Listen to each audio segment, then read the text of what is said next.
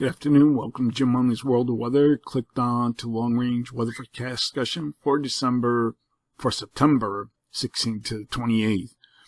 Here we're taking a look at the infrared satellite picture of Florence. Here's the colder cloud tops. It's not as organized as it has been. You can't really see the eye.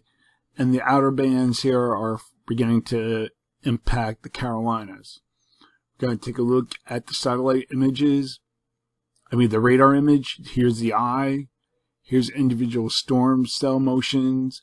And here's a report, multiple trees down due to strong winds from Hurricane Florence. This is in Crab Point Village in Carteret, North Carolina County. And then we have, it's the only storm report, I think.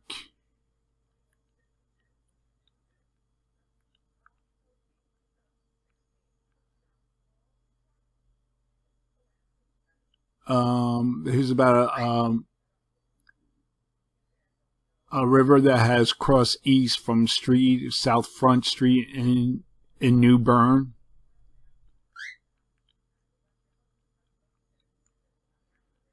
And I think, what else here?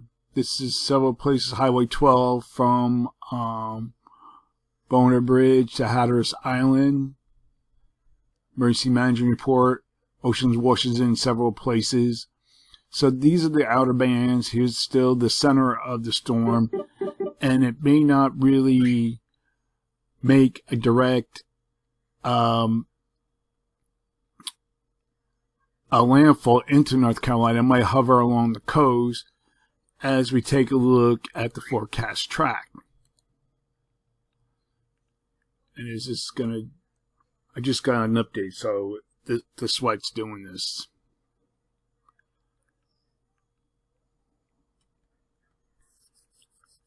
Hold on a sec. Okay, we'll come back to that. Oh, here it is. See, it kind of comes in here, and then anywhere in this cone, you notice that it widens. This is the cone of uncertainty, but it's forecast to kind of go here and go south, North Carolina, and then go into South Carolina. So you have to wait and see, and then kind of hooks around and goes north. Here's a track. Here's the current position.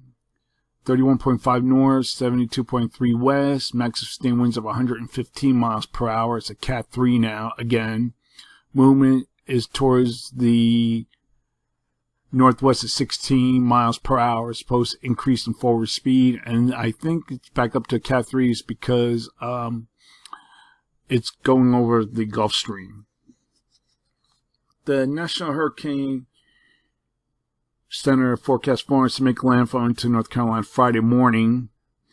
A weakening Florence should arc through South Carolina before lifting roughly along the length of the Appalachians Sunday through Wednesday, and the main threat will be heavy rain, persistent rainfall, and flooding as it remains as it interacts with the Appalachians. So now I'm going to go to the forecast. This is for September 16th to 20th. Here at the 16th, this is what we're expecting. The flow remains the same. We have a ridge here, trough over the northwest, ridge over the northeast, above normal heights across much of the nation. And during this period, we expect fall-like cool air to infiltrate the plains to the Great Lakes and then to the East Coast late next week, and deepening tropical moisture from the Gulf of Mexico and an expected track of a tropical wave into South Texas will pose a threat of locally heavy rainfall for this area from the weekend into early next week. September 19th to 23rd, here we're at the 19th.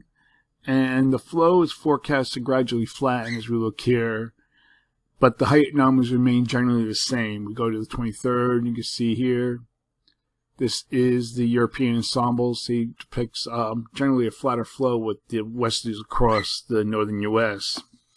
So for this forecast period, I am forecasting below normal temperatures for here, and I'm forecasting anomalies of 4 to 6 degrees below normal. Above normal temperatures forecast for the remainder of the nation, with forecast anomalies of 4 to 12 degrees above normal, and the greater anomalies would be in the west.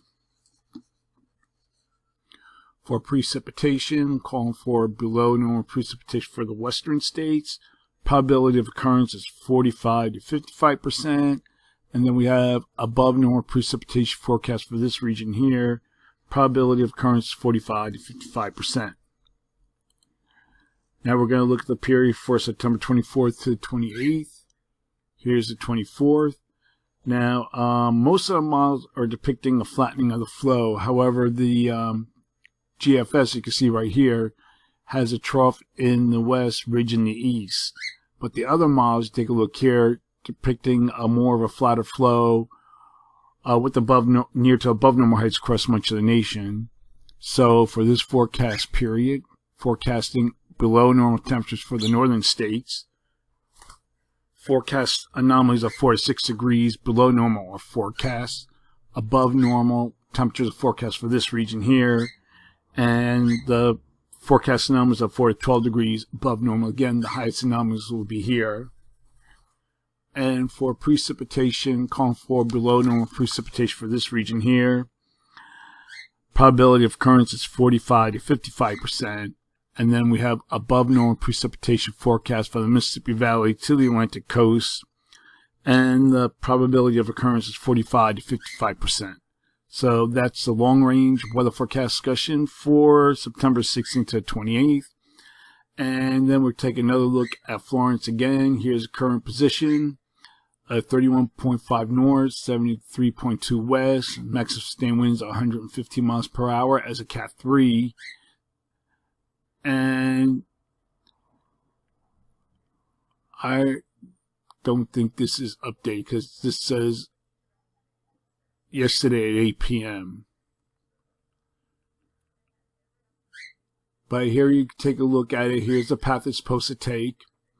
And then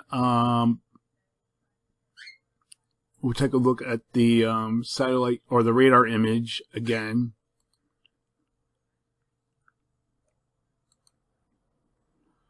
Here's the eye as it begins to track towards the coast. So that's it for now. Everybody down in North Carolina, South Carolina, anywhere in the hurricane watch or warning area, prayers are with you, and stay safe.